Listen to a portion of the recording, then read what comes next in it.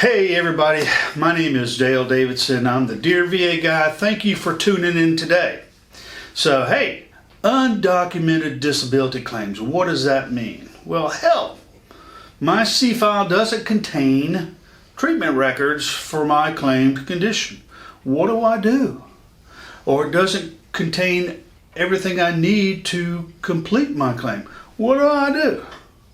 Well, there are certain conditions that you can claim that may or may not be in your C-file because those conditions actually usually arise after service, and so wouldn't necessarily be in your C-file, and you generally wouldn't have any kind of treatment records regarding those. Okay, so that's what we're talking about today. Let's jump into it. So what VA conditions can you claim without being documented in service records? Well, first one is tinnitus, okay? Tinnitus may be, but doesn't have to be documented in your active duty military treatment records. You may have, some people have recurrent ringing, buzzing, roaring, or clicking in the ears. I do. I have recurring ringing every single day. Okay, sometimes it drives me nuts, all right? But there's nothing I can do about it. That usually arises after your service, okay? So here's a big hint. Now, when you claim tinnitus, go into some detail about your MOS and explain to the reviewers that because of your MOS, you have recurrent ringing in your ears. Now, be as articulate as you can, okay? You have a blank canvas here. Let's paint a beautiful picture of your tinnitus, all right? Get friends and family to help you with the statement, okay? To win your claim on tinnitus, you got to paint this picture to the reviewer that you developed tinnitus because of your MOS. Examples may include, I was a heavy equipment operator, I was a mortarman, artillery, I drove a tank, I was in a bride, whatever it was that exposed you to some loud noises, okay, have affected your hearing, okay? Maybe you're on the flight line. Don't know. So paint the picture, folks. Paint a picture using your MOS and get your friends and family to help you. Second condition, PTSD. So PTSD is not going to show up in your file unless you went for treatment during military service, in which case if you have PTSD, you are probably discharged under a medical discharge, okay? But realize that PTS claims have got to meet 3 basic requirements for an award of service connection. And there's special variations, but we're just talking about the 3 basic components here, okay? So there's got to be a current diagnosis of PTSD, means a doctor, a licensed doctor, a qualified doctor, somebody who's qualified to diagnose PTSD, a psychologist or psychiatrist, somebody like that, has got to diagnose you with PTSD. You can't diagnose yourself, okay? Credible supporting evidence that the claim stressor that created or caused you to have PTSD occurred. So you've got to have some kind of evidence in your file. Maybe you were in combat. Maybe you weren't in combat. But if you weren't in combat, you experienced something that was so horrific that it caused you to develop PTSD. Okay. And then number 3, you've got to have medical evidence of a nexus between your PTSD and your service. You're going to have some kind of nexus there, that connection that connects your service to your PTSD. Okay, so let's talk about really the second requirement of PTSD, and that is credible supporting evidence that the claimed in-service stressor actually occurred. Okay, we're going to break this down. So this is evidence corroborating that the actual stressor occurred and that there was an actual alleged traumatic event, which would cause a stressor, that actually occurred while you were in service. So if you were in combat and say in Vietnam or in the Gulf War, so you have a lower evidentiary burden to establish the occurrence of a stressor. I mean, look, you got people shooting at you, okay? So if the evidence establishes that you engaged in combat with the enemy and that your claimed stressor is related to that combat, so in the absence of any other evidence to the contrary, they're going to say, yeah, we believe you. Your claimed stressor is consistent with what you're telling us happened with respect to your PTSD and the event. Okay, so we're going to believe you in all that. So we don't have to have any kind of lay testimony or anything like that. We're going to believe you on that. All right. So how do you prove you're in combat? Well, that could be documented in your DD-214, or combat's going to be documented somewhere in your C file, I would imagine. Depends on where you were stationed. If you were over in Kuwait, were you on the front lines or were you in the rear? Somewhere in there it's going to show that, yes, you were engaged in combat. There's some kind of record out there that's going to show that you were engaged in combat. Most veterans were in non-combat situations, okay? Let's talk a little bit about these non-combat stressors. These are events that you experienced that were just awful. They were horrible, they were shocking, they were terrible, okay? And I've talked to a lot of veterans, and we had some veterans that were engaged in search and rescue, retrieving bodies from hurricanes. I mean, that's got to be, and they were storing the bodies in the ship's freezers. That's got to be an awful thing to experience, okay? Maybe you experienced something awful like a terrorist attack. Maybe you were at the airport when we were pulling out from Afghanistan and you experienced that bomb. Although you were away from the blast and you didn't get hurt, you experienced that, okay? Or you experienced some other kind of death like that. Whatever the event that you experienced probably is not in your C file because you didn't seek any treatment. And the issue that we have with veterans is that, look, you guys and girls, y'all were trained to suck it up, rub some sand on it, and go on and move forward.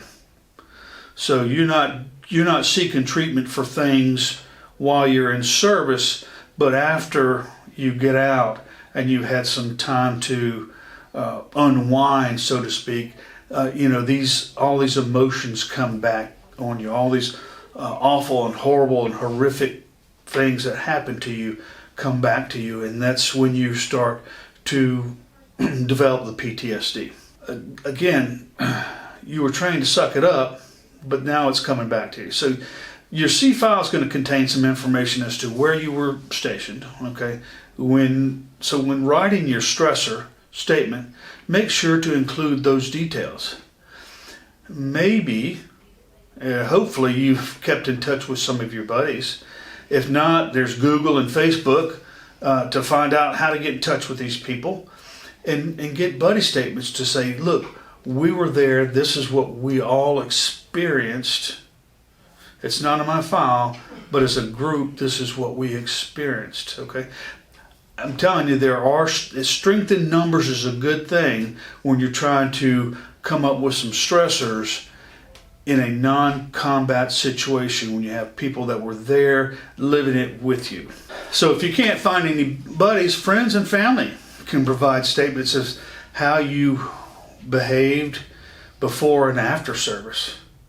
That says, before service he was a happy-go-lucky guy, he did this, he did that, blah, blah, blah, blah. But afterwards he came back, he was withdrawn. He isolated himself. He didn't want to engage in family activities. He just wasn't the same old guy. All right?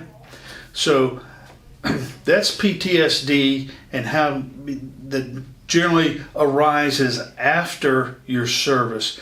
But again, you have to paint a picture of your combat or non-combat stressor such that the VA reviewer knows what you're talking about and can actually live that through your words. So let's say you flew jets and were awarded, or you were awarded a parachute badge or air assault badge, or you went to jump school or whatever. You may have knee, back, or neck issues. So if you got hurt in one of those and you have treatment records, that's all well and good, but a lot of times you don't, because again, you were trained to rub some sand on it and go on about your business, okay? So lots of times after service, then the knees and the back and the necks, all of those things come back at you if you were, like a fighter pilot, airborne school, jump school, whatever it may have been. Again, when you're creating these stressor statements, make sure that the reviewer is living it with you. I don't know how many G's fighter pilots experience, but I know one Top Gun pilot in my town who suffered severe back pain because of these G forces. Okay? So again, unless you reported the injury, you have no documents in your C-file. So it's about your presentation to the VA when you file your claim. Make sure you focus on your MOS. If you're awarded a parachute badge or air assault badge or went to jump school, whatever that is, bring that out to the VA reviewer, okay? You need to paint a picture of how your back is screwed up from jumping out of perfectly good airplanes, or from the G-forces on your body if you were a fighter pilot, or if whatever you might have been doing. Okay, you need to paint that picture, okay, in your stressor statement to the VA. Now, I call them stressor statements, and here I also call them stressor statements with respect to PTSD, but this is your narrative, your story as to why you're filing the claim, okay? Count on the reviewer not knowing what you're talking about and that they've never jumped out of an airplane or flew a fighter jet at Mach 1, okay? Just know that they don't know what you're talking about, so speak plain English to them, okay? All right? So explain how jumping out of an airplane with all that equipment and hitting the ground and being dragged for several yards after it hit the ground hurts, damaging to your knees, the jarring, whatever it may be. Explain experiencing the G-forces is like the most intense roller coaster you've ever been on times 10. Okay? Say, well, my heart rate went up. I lost vision. I did this, whatever. Oh, and you see it in the movies, like the Top Gun movies. These fighter pilots passing out. Okay? If that happened to you, by all means say, yeah, I came, with all the G-forces, I came close to blacking out several times. Again, paint the picture, because these reviewers have probably never experienced anything like that. So tell them everything. Okay, number 4, presumptive conditions. Now these are statutory, I call them statutory hall passes, so to speak, saying if you were in a certain place during a certain time and have a certain condition, then you don't have to prove nexus. That means you don't have to prove a connection between your service and your condition. Okay? This includes exposure to Agent Orange in Vietnam and Thailand. It includes brown water and blue water Navy. All right? Would include Gulf War burn pits, Camp Lejeune contaminated water, those types of things. They say if you were in these areas during these times and you have these conditions, we're going to concede that you have that connection between your military service and your condition. Okay. There's type 2 diabetes and Parkinson's disease, prostate cancer, hypertension. Okay. There's no medical opinion needed as to nexus, but you still need a medical diagnosis of your condition.